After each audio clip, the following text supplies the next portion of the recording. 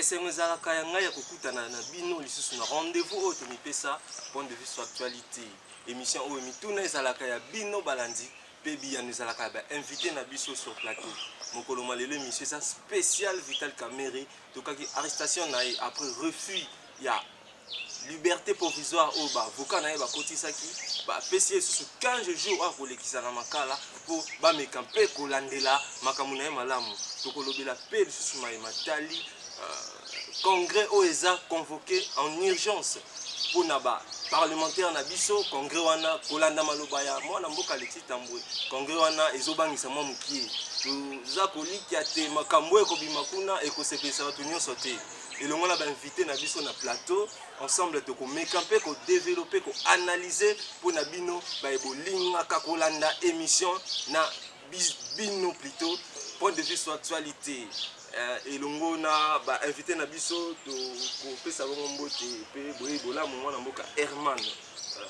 Mumba Nikisi. Merci beaucoup pour l'invitation malgré le confinement ndenge pesa kinga invitation na hésitaki 2 fois vu l'urgence actualité OESA sur le plan politique OESA presque dominé ces derniers temps et bien sûr qu'il y a aussi le Covid-19 mais l'actualité politique oblige à ce que tout ça la déplacement pour na koya ko solola pour la c'est un peu makanisi na biso sur oyo tozo kanisa et oyo tozo mona oyo ko Herman jeune dynamique ya parti au pouvoir. Oui, Nazali Moko, il y a des jeunes, il y a PPRD, au président national Joseph Kabila Kabange, et secrétaire permanent Ramazani Chadari. Ligue des jeunes dirigée par le camarade Serge Kadima.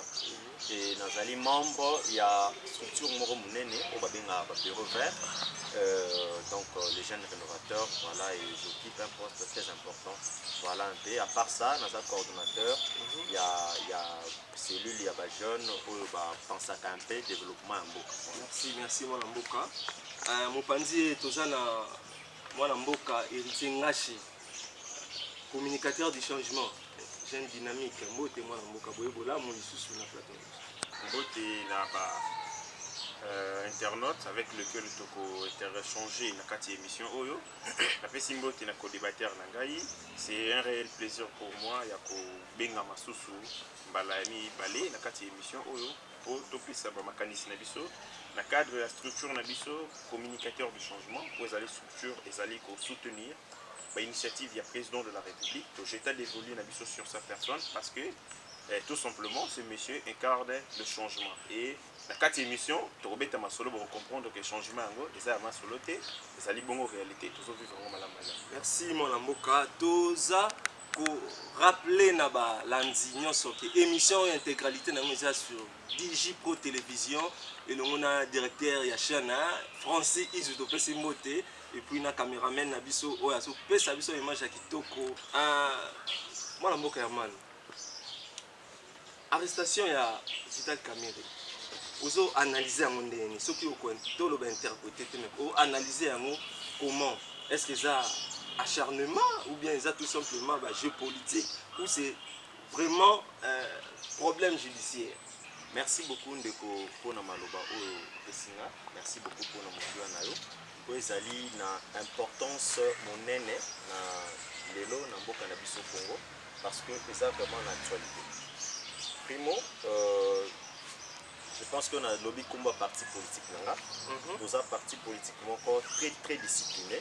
Voilà. Je pense que l'autorité na biso bazo les canaba médias et bazo lobela comment est-ce que biso pour se comporter face il y a détention il y a directeur de cabinet il y a chef de l'État monsieur Vital Kamerhe. En fait to lingi vraiment to commenter trop voilà. Parce que tout ça na observation nous avons observé, je pense que Bolanda qui papa Alexis Tambwe Mwamba, Ozali président du Sénat, au cadre de la FCC, Nenga Lobaki, je pense que Zalaki fait Ndenge Moko, Ndenge autorité morale, fait Azomona Makambongo, fait Biso Toza Nase, Tozolanda lignée na Bango. Toutefois, mais Nakuti, pour le Baka Kamo et l'Oko Ponanini, parce que ça actualité, dans scientifique, dans politologue, détention, il y a directeur de cabinet à chef de l'État, bon, et ça justice. nga amoni nanu ke eza chef de l'état moto alancé éducation wana te eza justice moto ebengi directeur de cabinet ya chef de l'état mpe badetenir ye kuna parce que bamoni ntango mosusu mwa babiloko moko boye eza vraiment clair te oyo justice alingi amona clair yango wana détenir ye kuna. Moi je pense que eza kutu occasion malamu mpona ye ce qui vraiment ayebi makambo wana te approuver innocence na ye et puis azala laver une fois pour toutes. Merci beaucoup mwana mboka Herman ndeko Riti. Est-ce que détention ya Vital Kamerhe ezobangisa te parce que nazoyoka déjà baliste ezobima Christian Tshisekedi baza na kati bato ebele baza na kati wana. Est-ce que tant que jeune dynamique oza koanalyse yango ndenge nini?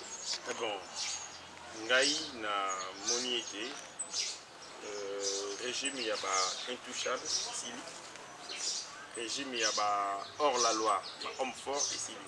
Ndeko na ngai ya na liboko na ngai ya mobali ya uti oloba ete ya koyo commenter te parti na bango eza discipliné. Mais moi je sais que parti eza na bakuluna na kati ya Kinshasa c'est le PPRD. Moko naza victime, moi-même j'ai été victime, je ne vous dis pas des conneries.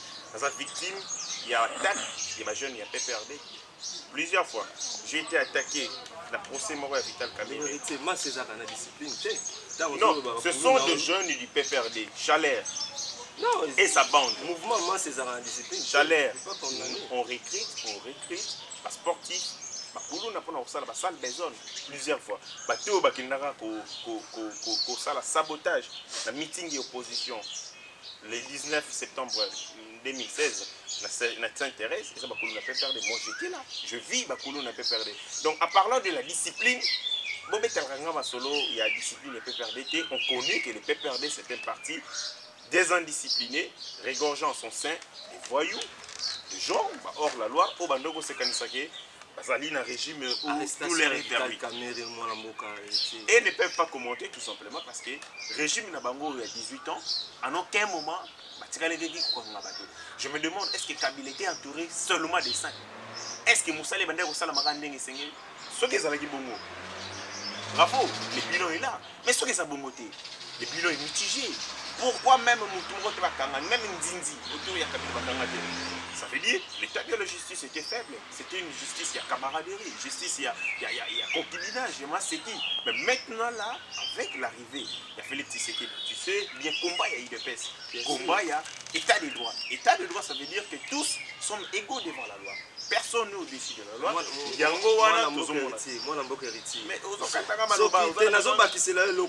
ceux qui ont lobby qui est PPRD Zanaba, Kuluna, au moins on a contredire parce que PPRD en aucun jour autorité morale, il y a PPRD à petit ordre, cadre mon col au baquet, Joseph Kabila, Azana ni qualité, ni autonomie. Moi je te donne un exemple. Professeur, je te donne un exemple. Les candidats. Jean-Marc Kabunda a pessimité nos professeurs.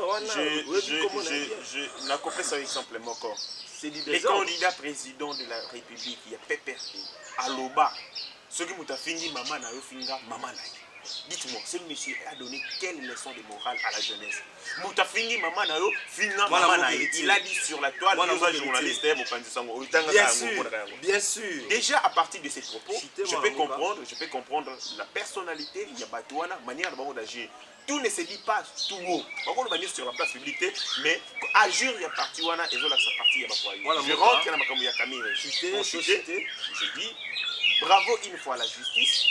Parce que justice, la minute où les alliés justice, il y a battu à pas cité, les alliés justice, il y a battu à bon côté, les autres alliés l'ont mototé, rang social à mototé, battu tout au bazala qui impliqué dans le dossier, il y a détournement à 100 jours, bazélé là, beaucoup à justice. Ngaïté mouton déterminé culpabilité n'a pas monté innocence n'a pas justice sur ça la moussala n'a pas. Et avec le temps, tu vas éclairer là-dessus, mais là dans le but, coup de chapeau. La justice sous régime de Félix Tshisekedi pour les autres au Kabila. Merci beaucoup mon amour héritier. Mais avant tout na la deuxième question, pour rappeler Kakawa, parce que mon amour héritier aussi levé point important. Hein, Moutaloba Bofingi, Yope Finga. Mais quand c'est moi amour Félix Tshisekedi a côté qui n'a pouvoir le baki a la politique monter à Kolanda Bandoki. Donc il a accepté déjà que nous c'est les cas qui moi na moka Félix Tshisekedi alimbisaki déjà. Donc les leçons muto condamné makambo ya liboso moi faut au tourner langue cette fois. Naozong selon Maloba, ce qu'on rebondir. Voilà Mboka Herman. PPRD, tant que membre PPRD, est-ce que justice ou une bandi ou état de droit ou ils ont bangisate parce que ceux qui ont bateau va interpeller PPRD abimsamu pikwa. Naseki mingi, naseki parce que premièrement d'abord ndekonanga oyo toza ko s'échanger naie. Aza kobosana, aza perdu, aza vraiment très perdu parce que azo ebate, aebi CGT, aebite o nini tozo lobela. Premièrement d'abord à se permettre à benga que PPRD eza parti à Bavoué. Naza vraiment très désolé pour naie. Pourquoi? Parce que PPRD eza parti où eza très bien organisé koleka ba parti nyonso. Ye ndenge azawana. Aza na eloko akoloba na PPRD. Toza na coalition ndeko koluka te ba o mususu islam mamaka na nzungu to bimisango libanda pona nini bino bozwaka ba panique à démontrer que PPRD bozwaka panique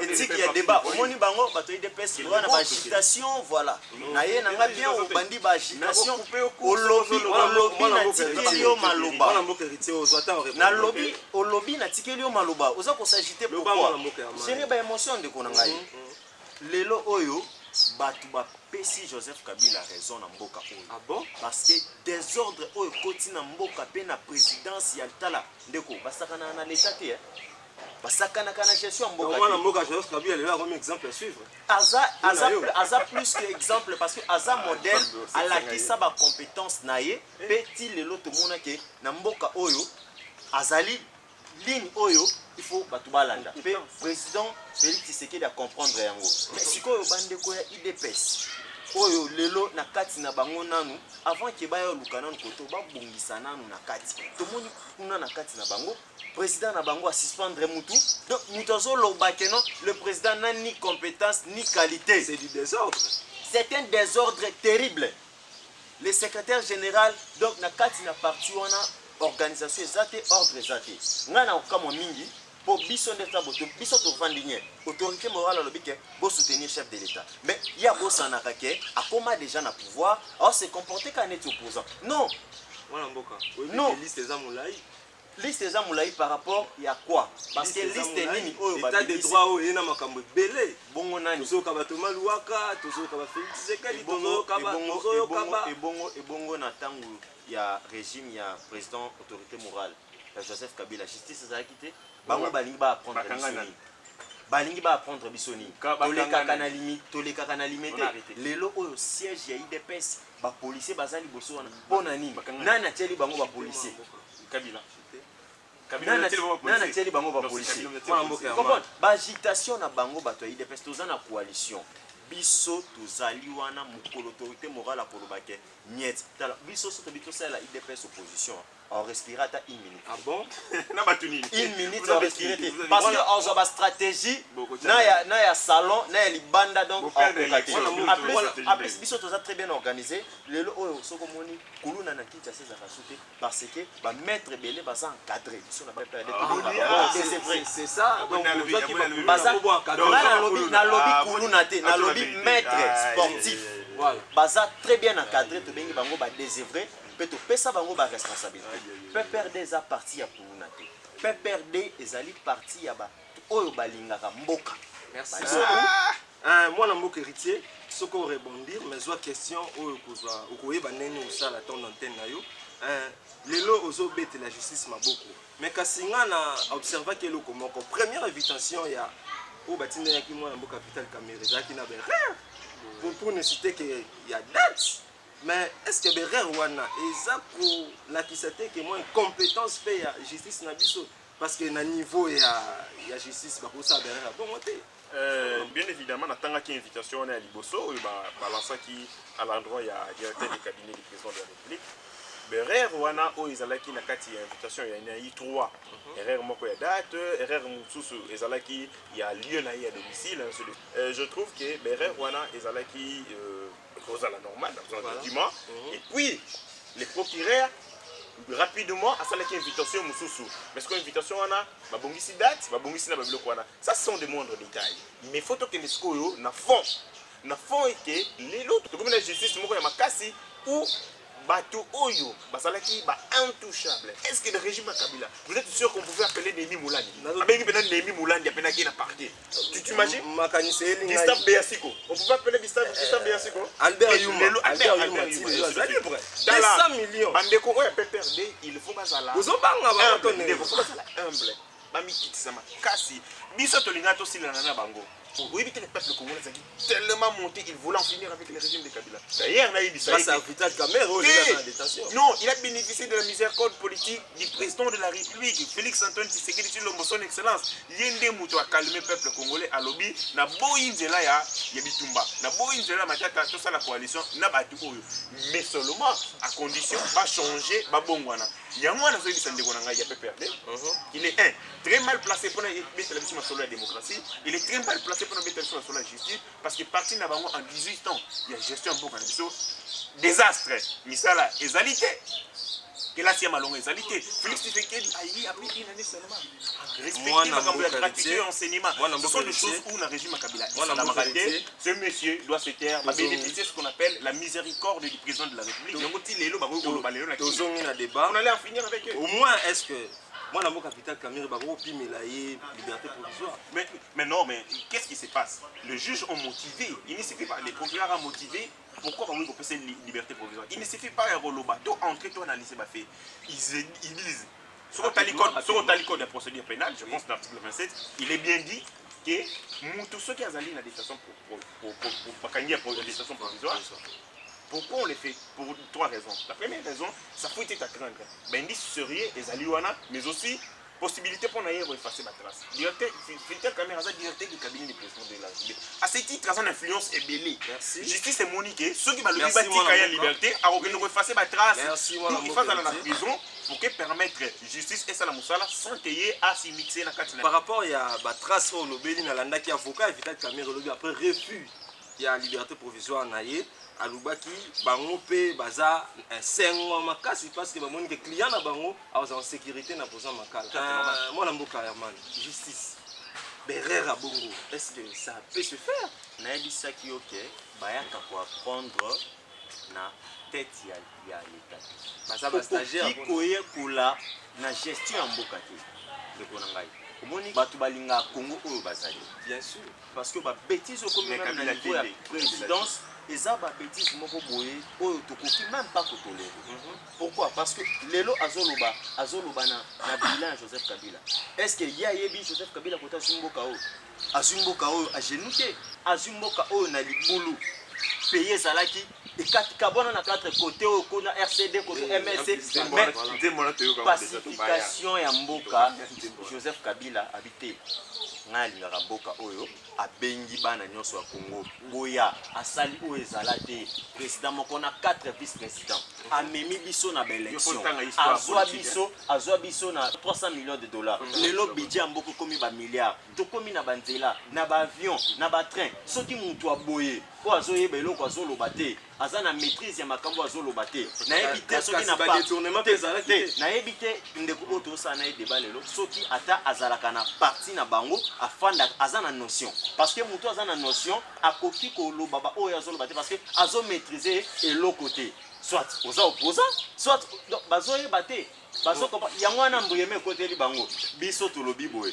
makambo ya détention evita camere biso FCC autorité morale alobi tokoloba te bakosilisa yango voilà bandeko balandi bozomona bino moko ke plateau eza vraiment en fait to sepeli vraiment basignal ezopesama ke bolandaka biso vraiment na Digi Pro Télévision topesi bino merci bongo depuis Paris, depuis Belgique, depuis la RDC, depuis l'Angola, boza ebele bozolanda biso tombeli bino vraiment bolandi molamu mwana mboka Herman tozomoka na question na retourner avant soki c'est la maloba omoni bango nde baza wana biso toza parti moko discipliné biso lelo FCC biso PPRD so to bito salela IDPS opposition ba kokati bakokate ndenge autorité morale aloba tosoutenir bango tozosoutenir ata ye azomona nga adversaire na ye mais nga naza na ye nazotravaille mokolo na oloba natiki yo ndenge ya comprendre vike natiki ye mpe na makambo oyo ya détention ya Vital Kamerhe je pense que napesi mwa idée neti scientifique mais na badétail nakokota te parce que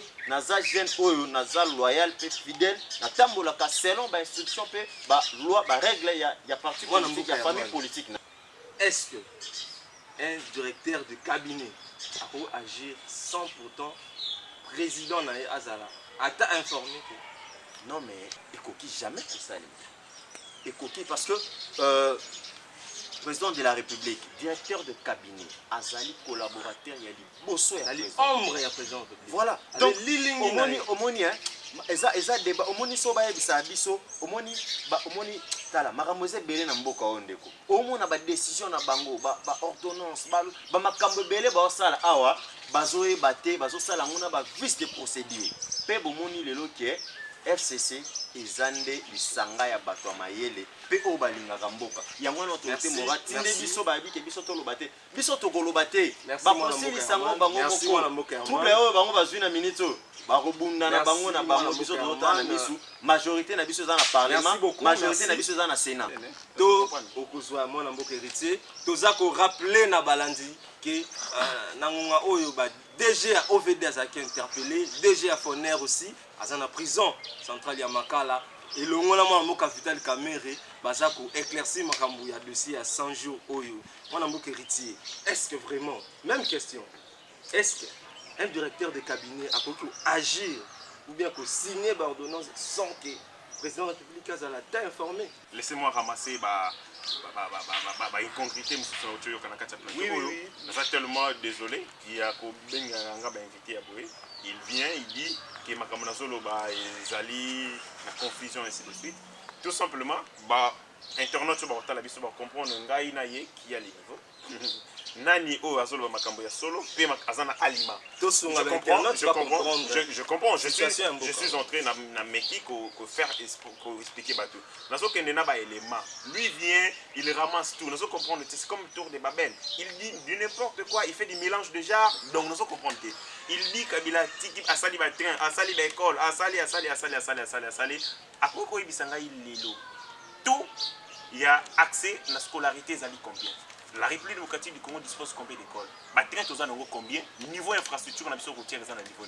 Kabila a rencontré un pays, Kabila la volonté, Kabila. C'est comme s'il ne connaît pas l'histoire politique de notre pays. Kabila a été contré. Il y a eu une guerre et ça qui n'a fait ni vainqueur ni vaincu, mais plus de victimes parmi les peuples congolais. Nani Bemba, l'armée naïe, soutenu par les Ougandais, Robert Roy, ainsi de suite. Face, il y a guerre ou une fortitude ou Salamaki, les Sénégalais qui sont dans le dialogue, on a Kabila Tim de Convocango, Kabila lui-même était aussi partie prenante dans le dialogue tout ça na John Nani, na San City. Et là, nous avons mis ça comme global inclusif. Donc, nous avons dit Yabuzoba, Baïb Sango, Baïb Histoire. Kabila aussi était contraint de participer à ces dialogues. Azalagi mettre dialogue, on a été Yemoro Azalagi, na Kati dialogue, on a comme partie prenante, convoqué par la communauté internationale. Mais aujourd'hui, il est le tout puissant quand même. Azal le tout puissant. Nous avons Félix Tshisekedi. L'ordonnance, Félix Azora, il y a un contre signé. Azal pour démontrer. Non, nous sommes. Félix Tshisekedi a beau yaki token na voie KO. Parce qu'on voulait en découdre avec les régions de Kabila. To balayer Bango Tabula Raza. Mais le président de la République a estimé que Mboka Nabiso, Loga Tozo Sala, exercice démocratique Moké. Laissez-moi achever. Mérite ya Kabila, seul mérite ya Kabila, Ezali, tant que comment qu'il y a une élection, après que tu as une confusion, alors il y a la candidature. Pour Nayango, vraiment la bête la raïma beaucoup, parce qu'il a refusé tout pour faire ébeler. Il faut savoir quelle élection mais exactement, laisse-moi achever, voilà, tu as une confusion. Mais, combat ya Congolais ezalaki makasi.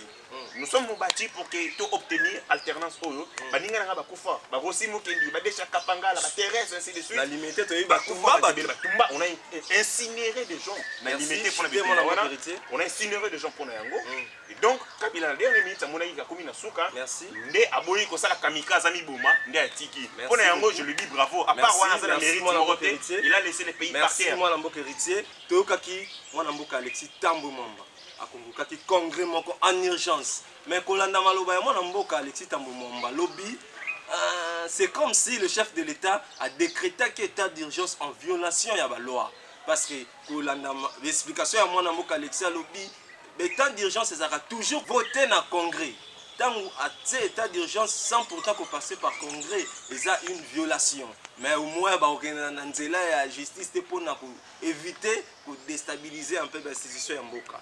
Kasi, moi, Mboka, commentaire na kozali eloko wana ebangisi ngai ya omoni nanu ndeko na nga po toza kosola na ye lelo aza mutu oyo ayebi politique te atanga politique te wana mboka tozonga na débat te na daloba nanu azoloba babétise oyo ayebi te ayebi ni politique ayebi ni bacomportement ya bapoliticien donc azalaka wana ayaka kaka mutu mo oyo barekretaka baye zwa ebeta ye te politique ya bongo eza lisusu te politique ekomande ya mutu politique ekomande ya baide ekomande ya te omoni sikoyo yo ozoprotege nga te yo ozotikela etan yazoloba mais ekomi tour na ngai bino bomona ke Joseph Kabila aza bête na mboka oyo ye nde moto asimbi mboka oyo ke azosala boyeboye lelo oyo bazolakisa yango baincompétence ezobima kuna na présidence baprenaka na kati ya fonction te baya koyekola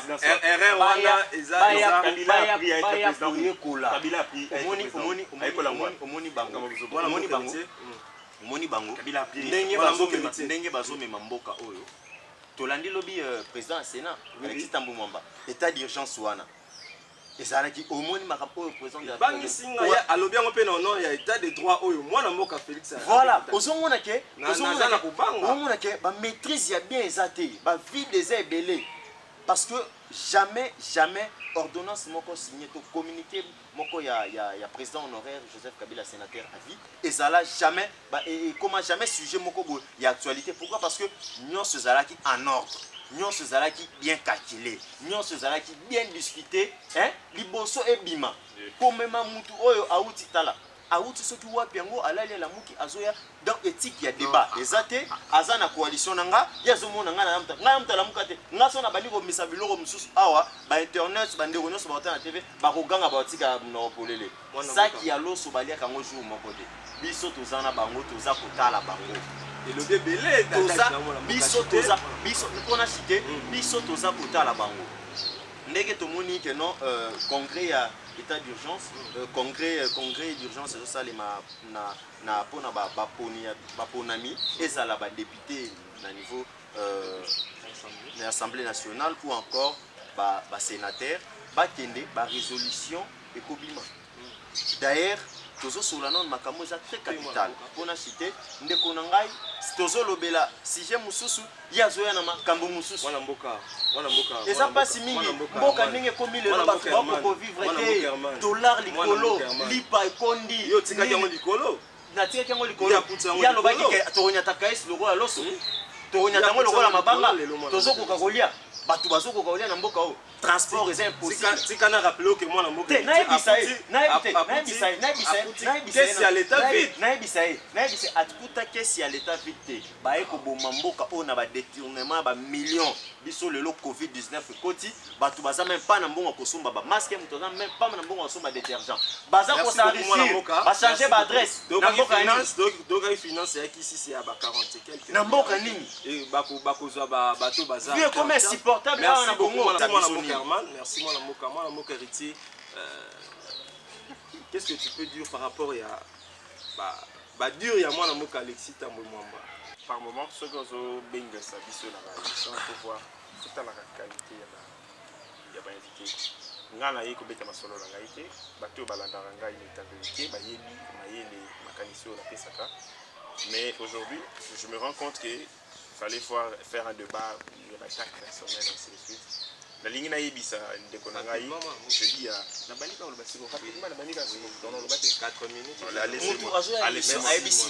laissez-moi moi na mboka Herman peut-être ayebi peut-être pour na yebisa il dit des choses en l'air comme ça il tue en l'air sans pour autant voir des détails précis parce que ça c'est la science tout ça là c'est la science on vient avec des faits on rapporte des faits des dates des mots des gestes yango na zolba soko landi analyse na ngai je dis des faits oyo ezo sous-tendre ma réflexion na ngai il dit en l'air, ça sont des proclamations, il y a des débats de la rue, nous nous sommes venus ici comme des responsables, représentants Tité Nabiso. Moi je suis Nakatia, communicateur de changement structure aux soutenus président de la République. Donc nous venons avec des débats comme ça, sur la place publique. Je rentre sur ce qu'il a dit tantôt. Il dit tantôt, à la question. il dit tantôt que le côté sous les régimes de Kabila, il y avait la dictature. C'était de l'hypocrisie. Qui pouvait se lever pour dire à Kabila, oh président, les prisons, les gens qui s'opposent à Kabila. Il suffit seulement au cracher, aux en la prison. Aner, Aner, et ça les victimes est. Moi j'ai été à l'ANER. Il faut prison et à prison parallèle. Félix Tshisekedi a dit quand je viens président de la République, Caleb Moutonde, il y a des gens qui ont bêta bango, babuka bango maboko, baboufa, baboma bango na régime ya Kabila. Et donc, ça veut dire tout simplement que le régime ya Kabila va permettre de liberté d'opinion, pluralité politique, na échange d'idées. Voilà pourquoi il y a un Kabila Banda pour le Bélé pour Non, on ne parlait pas contre lui parce qu'on avait peur. Beaucoup de gens avaient peur parce qu'il retrouvé la prison, Bakoufa, ainsi de suite. Mais tout comme il y a un régime, il y a Félix Tshisekedi, où la liberté d'opinion est garantie. Donc, ce n'est pas mauvais de voir un président, il y a Sina, à l'Obake, comportement du président de la République, et ses félicités, et ainsi de suite, parce qu'il a dit qu'il est normal. C'est la liberté d'expression qui nous permettrait à s'exercer. Mais seulement, je lui demanderai, à Salango, avec beaucoup de manières et de tacts, parce qu'il y a chef, il est corps, il y a institution. Chef, il y a Sénat, donc il a des canaux par lesquels il peut utiliser pour appeler ça. Le prérogative n'est pas président de la République. Voilà. Il ne peut pas passer sur la télé, sur la place publique, à Lubango, alors qu'il n'est pas le chef d'institution. Il reconnaît chef d'institution, qui est son chef. Mais je constate seulement que M. Alexis Tamboué Mwamba, c'est un criminel. Il a battu un avion dans ce pays. Il a battu un avion dans ce pays. Ce monsieur n'est pas un exemple. Ni pour moi, ni pour mon frère qui est à côté. Ce monsieur a les sons dans son corps. Il a les sons dans son corps. Je vais suivre. Il y a convocation en congrès. Ce monsieur vient ici, non, fallait. Je te cite l'article 186 de la Constitution. L'article 86 de la Constitution donne les prérogatives au président de la République.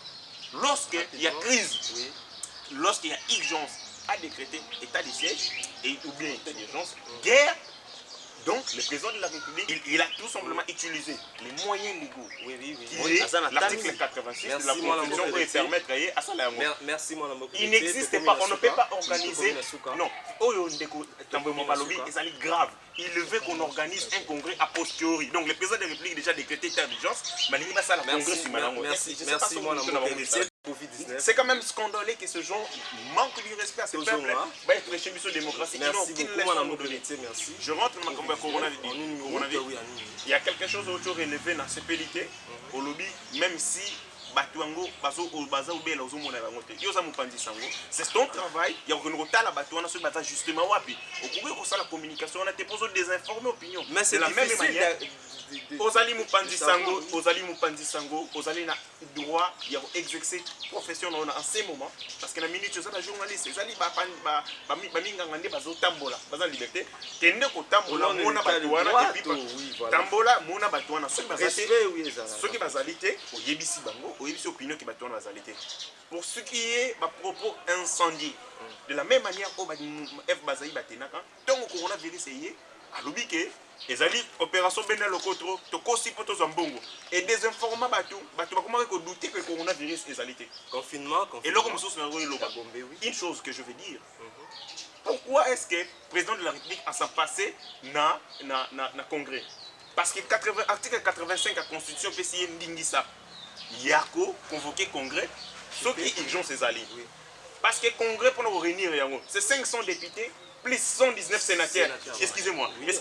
C'est 400 membres où il faut se réunir, alors que l'État lobby plus d'un troupement, il y a 20 personnes. C'est au-delà de 20 personnes, il y a un président de la République à décréter état d'urgence sans pour autant constituer sur base de l'article 85. Pour le coronavirus, le peuple congolais, il faut s'accrocher et peut observer les mesures où ils allaient édictées par OMS dans le ministère de la Santé. Ceux qui te monient, comment ils allaient na ndinga na biso to signaler yango na ba numéro o inerbe ya pesi biso po to mi batela pe to batela bandeko. Merci beaucoup mwana mboka héritier mwana mboka Herman omoni président de la République azana libanda ya mobeko te euti koloba mwana mboka héritier awa. Président de la République aza na libanda mibeko mais eza na fils. Oui, comprendre. Je pense que naza suna tenté nazo mona signal que mission to komina suka naza suna tenté na loba nyonso oyo président ya Sénat a lobaki hier na ba chaîne oyo to landaki bisika nyonso. Vous comprendre que alobi no makambo ebele azobenga Alexis Tambwe Mwamba criminel yaza modèle. Abimisi article 80. Lelo oyo 86 oui 85 bien sûr mais lelo oyo Alexis Tambwe Mwamba aza parmi ba sage ya mboka na biso. Aza président ya Sénat, aza parmi ba sage, azo konza même on eza ndako ya bato ya mayele, bato suki ya pembe. Bato suki ya pembe. Lelo oyo tokendaki na bango élection. Na bango bato ya IDPS. To tie ba stratégie na biso en place. To gagner ba élection. Na tous les niveaux. Provincial, national, tina na sénatorial. Non. Sauf que comme il a la coalition, oui. Pour battre campagne, Félix oui. To battre campagne, mais to poli. To boite que to poli. Peut on dit que président Félix a gagné. Sikoyo, biso, to yaki koluka bango te. Bango nde bayaki koluka coalition. Parce que biso to kovana na majorité na biso. To koki kovana na majorité na biso. To koki kovana na majorité na biso. Mais tant azoloba tozofanda kinya éthique ya débat ezate éthique ya débat ezate bino bokoma soki omoni mutu azoloba soki mutu akoma finga Kabila mutu wana nde aza bien azofinga biso na majorité biso toyaki koluka bango te soki pe bamoni pe moyen te ba des leaders wana bakomettre pe fin na coalition na biso tofanda na biso toza wana tokata biso tokozela bango na assemblée côté makambo ngo koleka la coalition soki panzani nana oza perdant omoni d'abord biso na FCC tolingi jamais que coalition panzana parce que baza perdre sa population congolaise. C'est une bonne chose oui. Biso toza na amour ya mboka. Biso na ba député na biso ebele na ba province na ba sénateur toza na amour ya mboka tolingi ke mboka kende liboso principe ya continuité de l'état. Vous comprenez? Oui. Principe ya continuité de l'état. Ndeto sali babutu cohabitation. Non, cohabitation te. Coalition de ebongi pour na peuple congolais. Vous allez qui matata parce que moi la mboka fait c'est que bango ya ki ba liste ba ministre belé. Non, on a pouvoir discrétionnel na ye. Aza na droit, aza chef de l'état. Tokoki ko imposer été. Parce que là qui s'appelle que moi la mboka Félix Aza. Oui. Toza oh papa. Évitez non maramusu sozoloba. Toza ko imposer ye eloko te. Toza ko travailler na coalition pour na bien-être ya peuple congolais. Na regretter pourquoi parce que ndeko oyo obobengelinga oyo soki ya IDPS soki ya nini na ebité soki aza kutu membre ya IDPS na ebité soki aza reconnu na parti na ye na kotu na ye attaque na kotu na ye eloko moko okotu na ye carte na ye de membre aza nango te nde azotambola wana ozoya koloba ba n'importe quoi parti na bino loyenge eza président AI a suspendre mutu wana lobino oza na qualité tala ba désordre ba biso FCC tokotika bango jamais na désordre oyo aza nango azoloba makambo azo maîtriser te aza dépaysé asimba awa ba agitation na ba émission éthique politique ezate mais nga na regretter que désordre na chité boy désordre oyo bango bazomema na parti na bango wana loyengo eza kuna biso tolingi te désordre wana ekoma na mboka seul moyen au biso tokoki komi batela pour Covid contre Covid-19 et zakaka pour appliquer ba geste de barrière et aussi ba mesures préventives. Mais nazo regretter gestion ya makambo ya coronavirus. Baye bake mutu nyonso lokwa bango bazoluka état de droit mutu nyonso akosamba gestion ya ba million wana na batu na bango bazotia bazana bango o bakino balobaka même moral pona koluka ko créer soki banini biso toza ko se protéger biso toyebi ke malade wana ezali oui somi bati ya to bati ya pe ba proche mais gestion na bango oyo bato baza na pouvoir sikoyo gestion en Covid-19. Je pense que comment on appelle justice Wana, parce que le ministre de la Justice est congolais, citoyen congolais, qui est parmi les 4 et à PPRD, et à FCC. Donc, tout na bango gestion, il y a Covid-19, na ba mbongo oyo zo ndenge zo tambola. Ndeto monaki voici un sénateur à vie, maman Olive Lembe, comment est-ce qu'il a pour assister ma famille na tango ya passe. Moi muke na ye chéri na ya banda ko pesa ye abanda ko tchana banga bité ya za na ngo nyonso akolia ngo nyonso akabola mais na ko yebisa ndeko na nga wana prochainement sur cette émission il faut y ba makamini ya zoloba. Voilà, topesi bino merci ba e bozaki branché na chaîne na biso YouTube DigiPro, topesi merci une équipe technique, topesi merci na caméraman Jacques Libula et puis tokokutana na bino na mikolo mikoya mais kasi toza ko la kabino que bientôt émission na bino bokolanda ngo na intégralité na chaîne télévisée. Merci beaucoup et au revoir.